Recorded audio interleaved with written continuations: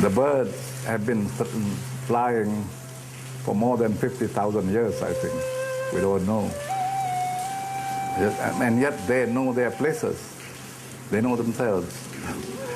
I mean, the eagle does not fly at the level of the sparrows. It does not make the nest also down there. It's always up at the top.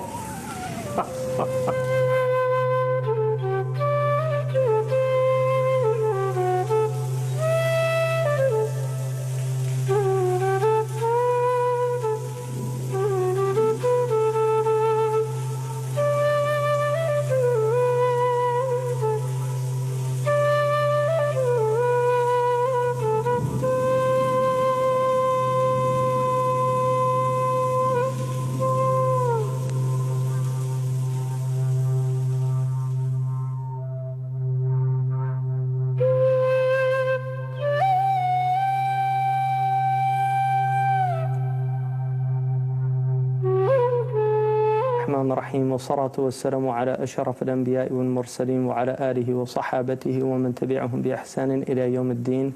الحمد لله.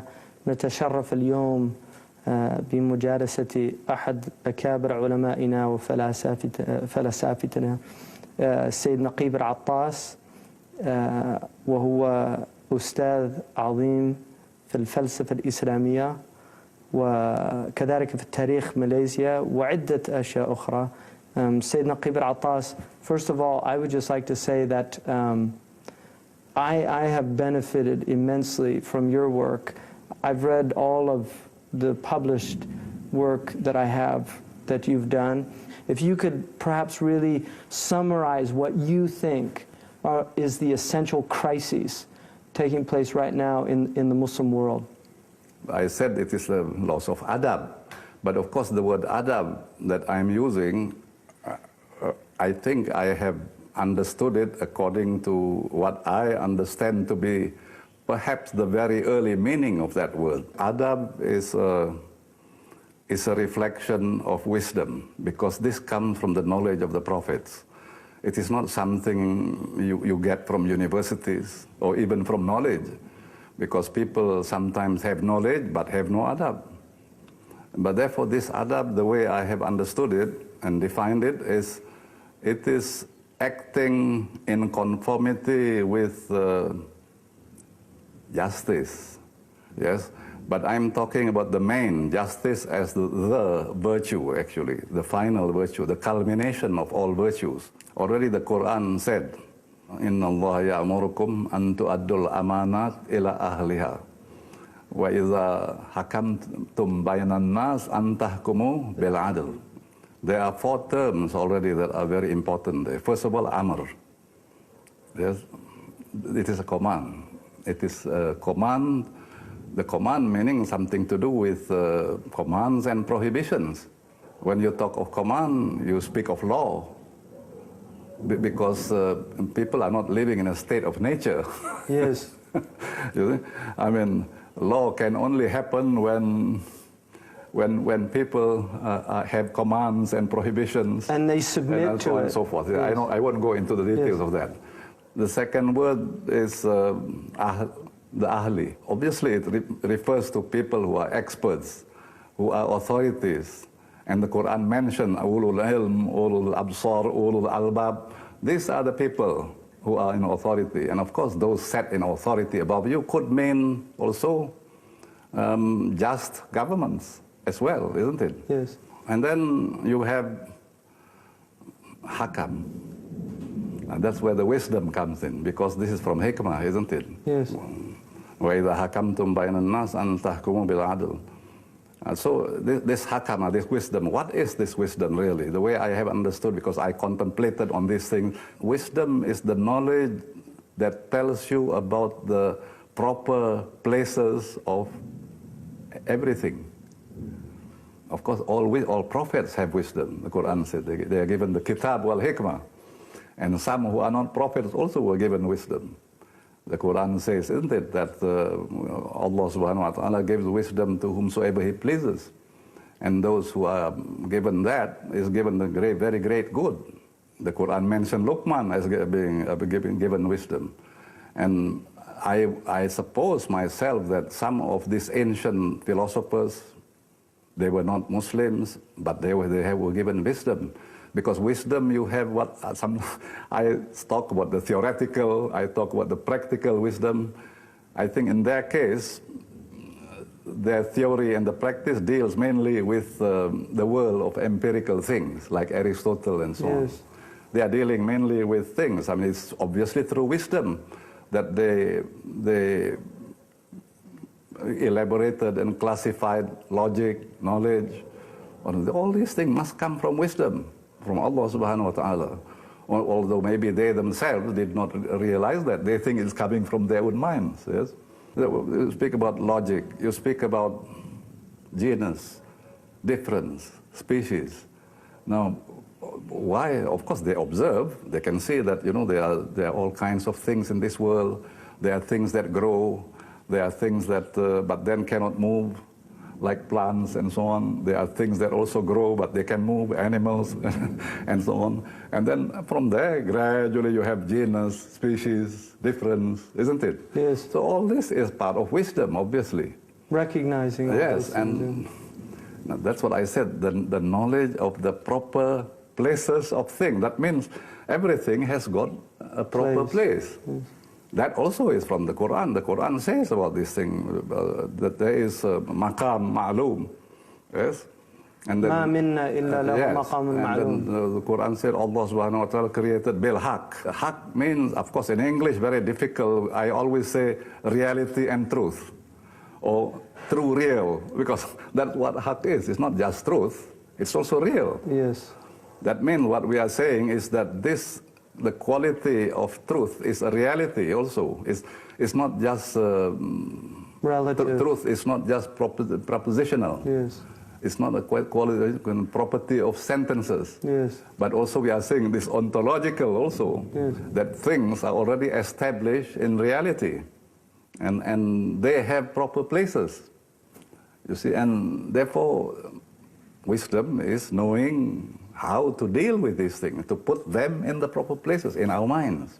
And this adab is conformity with that knowledge. When you conform to the proper places of things, then that action that you do, that is what adab is about. So, and if, for example, you do that, then the condition that results from that is justice. The word adl. Yes. Therefore, justice is a condition of things being in their proper places. Now, that is what is lost in the Muslims. There is an attack on authorities, except governments. But governments sometimes are unjust. Waliyul amr minkum, it doesn't refer only to them. And a lot of them are not really that alim like the ones in the past. They are only restricting knowledge to fiqh, to law, jurisprudence. And that is why, I mean, during the last 300, 400, 200 years, they are emphasizing on that, on law. And when you speak about legal matters, it's connected with politics. And therefore governments are allied to this. The intellectual, well, that one they put aside, as if they already know, as if it's not important. That's why they cut off from the past. This gentleman by the name of Jamali, who was a minister of state at one time of Iraq, I gather. But he's an elderly man with white hair, and he said, "Professor, why you are talking about the past? The past is dead." So I said, well, I think it is the present that is dead. The past is very much alive, really, I said. Because look at, for example, a man like Ibn Manzur, just one man produced a dictionary like that, the Lisanul Arab, which is about 25 volumes, and is most authoritative, and one man produced that. That's in the past, that's in the 14th century. And you now, today, I said, you cannot do that. Even with a committee. Even if you assemble yourself together, yes, you cannot produce like that. And therefore, this attacking the past as if it were dead, looking at Islam as if it is something dead, as if what we need now is a resurrection, this this attitude that you're cutting yourself off from roots. Trees do not grow without roots. You know, and the trees that have really roots, big trees, they don't move. And the Quran speaks about trees, isn't it? Yes. The Quran speaks about trees, that it's a word of truth. The Quran talks about trees. Kashajaratin tayyibah. Yes? Can I stop for a while? I want to say something. Yes. But because it's going to rain, I hope your shoes.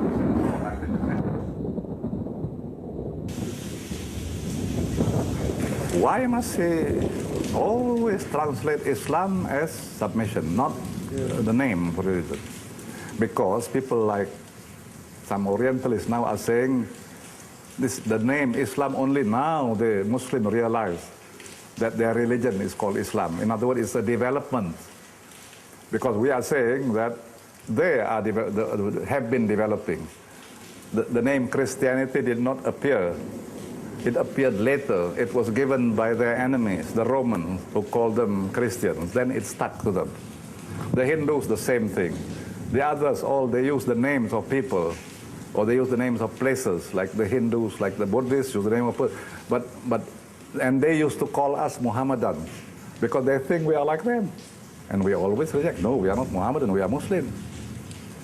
So they want to say that we also, actually, our religion has no name. It's just now only recent development. Then we call it Islam. Actually, in other words, you cannot monopolize this. We cannot accept that. Because you just think logically even, how can you say that there is a religion other than submission? وَمَنْ يَبْتَغِي غَيْرَ الْإِسْلَامِ دِينًا. Whoever wants to follow other than submission. There is no such a thing as other than submission. Everything submits to God already, including the world of created things. We in the West often think, well, we've reached the pinnacle and everybody else is lagging behind, you mentioned, and needs to catch up. And unfortunately, this idea is quite widespread in the Muslim world, particularly in women's issues. There are a lot of Muslims now that really feel that we have to adopt completely a Western model in order for us to compete, to catch up, that we can restore our greatness, become a world leader again. What are your thoughts about that? Western writers, when they talk about the history of mankind, when they talk about the history, well, they are talking more about themselves, about how they developed everything, changed the world, and so on. Well, some things are right, but at least also about others. Others also have done a lot of things. From our point of view, what is more important is ultimately to also know yourself. And yet man in 50 years knows how to fly more than the birds.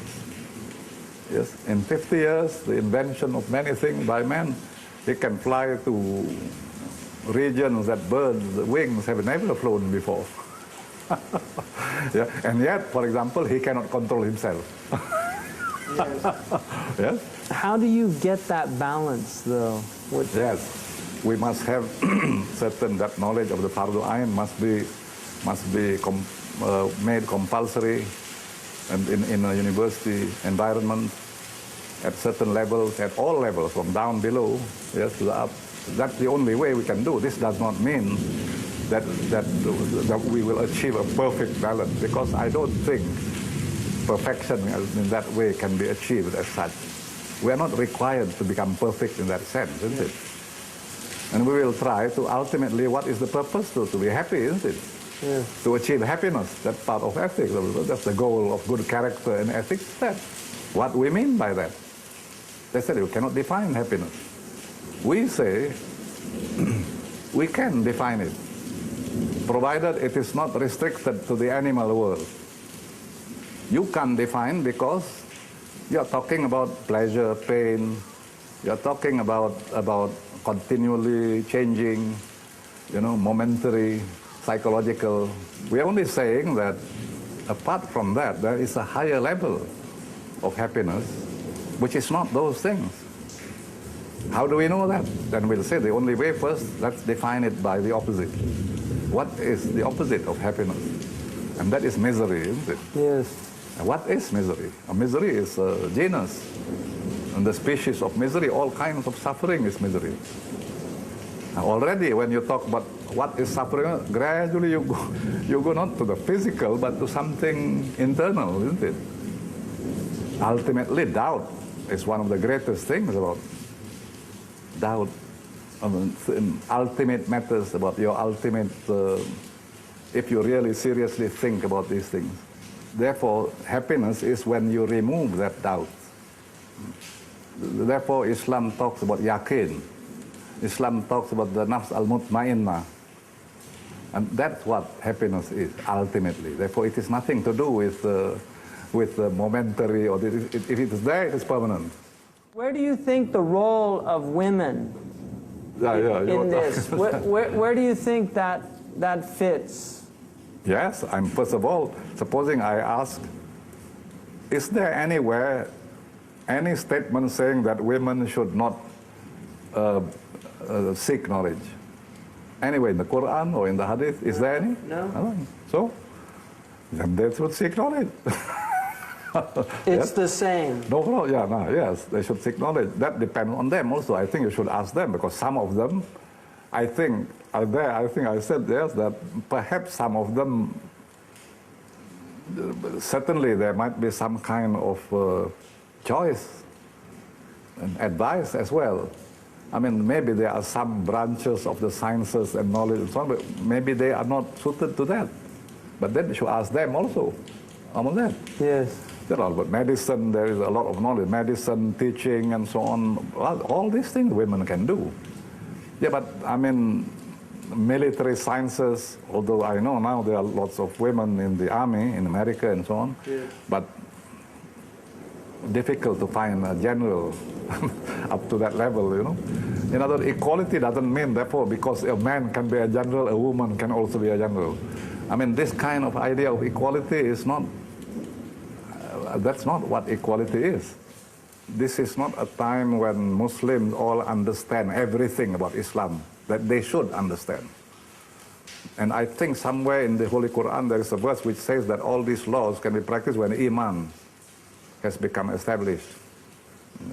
And I think at this time the Iman aspect has not become established properly. And you cannot force some of these things. Yes. And you cannot discuss some of these things. Therefore, let's first try to bring that Iman back. Up to now, Iman comes from God, but at least we should prepare the ground. How would you suggest preparing the ground? We talk about the akhlaq, we talk about the ethics, we talk about the thought, we talk about what the Sufis have said, what the Kalam people have said. We talk about that because a lot of that is relevant today. But it's because modern scholars cannot relate those ideas with the modern problems. Your influence has been immense, and it's yet to be recognized. I think that it's for these coming generations will see that if they'll do the work, if they'll do the archaeology of the ideas, I think they'll end up in the rock bed of Syed Naquib al-Attas for a lot of the really brilliant ideas of our time in many things. And some of our students before, it was the students from here, they understood when they went to America, they studied with Ismail Faruqi at Temple University. Yes. And there are some people from Afghanistan, from the Arab world and so on. But the Malaysians, well, they understood better the problems of the West, secular and so on, than the others. You know, there's one question, why is it in Malaysia? I said, first of all, of course, one answer is because I am here. But I think it's also because only in this Malaysia that you find all the religions. You have Hinduism, you have Buddhism, you have Confucianism, you have Christianity, both Catholic, Protestant, then Muslim. And you, a Muslim, are now living with these people. And there will be some problems about religion now. That's why.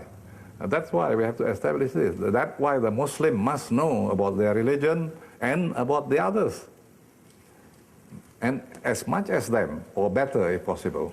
So in other words, this is the reason why I said that the university must be established, and I said there must be an experiment, isn't it? I'm not saying that we've done everything. No, I said it must be an experiment. In the United States, where I'm from, Yes. there's over 150 Christian colleges. Yes. And that's in a country that has 300 million people. And you look at the Muslim world, which is over 1 billion, and we can count the Islamic colleges on our hands, and most of them are so far from implementing what you're talking about in terms of the kulliyah, the idea of a real university that trains an intellect in a full capacity. Why this is possible for this kind of thing to happen is precisely because of a great deal of ignorance, a great deal of arrogance, not only there, but outside, in the ministries of education, in the Prime Minister's department. A lot of them not really knowledgeable about these things. They don't really know things very, very profoundly. Yes. Yes? They just act in a bureaucratic manner. They didn't realize that to establish things like this and that, if you really want to know, you must have really honest people and who are also competent, who are also intelligent, who have proven their worth academically, scholarly, and that they must do things fast. You cannot afford bureaucracy.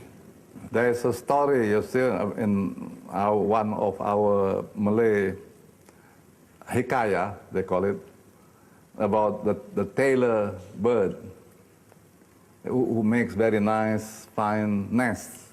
Yes? But then the monkey comes and and then that story in that hikayah, it says, take notice of this, take note of this. The monkey. Yes. Yes, be careful. This is an ibara. Ultimately, it goes back to the question of what we call the loss of adab just now. Yes. This question of envy must be got rid of. Yes.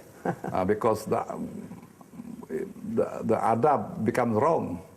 Yes. The adab becomes merely a kind of etiquette, become merely a kind of following. Protocol. Yes. In other words, it's just hiding the real. That's what ethics means, isn't it? Yes. Ethos, character, it's a mask. It's that's the Greek term for mask. Yes. That means you put a mask. Now you put this mask, tomorrow you put another mask. Yes. Tomorrow you put you are hiding your real self. Yes. This is what I mean. In other words, the idea of ethics is to get rid of all this and to make it established, to make the soul stable. Yes. Yes, and not go on making different masks. Yes. Get to the orang asli. Yes. Yeah. The original man. I want to thank you so much, Dr. Al-Attas, for you're a Hashimi, you're a Syed, and you have the generosity of the Bani Hashim. So this time with us has been very meaningful. So I really want to thank you immensely for the time you've given us, and may Allah give you tawfiq and also give you your proper place. Yes. Thank you very much. May Allah continue to increase knowledge in all of us and wisdom for you, for all of us. May Allah continue to guide you and grant you peace and happiness and security and success in this world and in the next. Thank you. Thank you.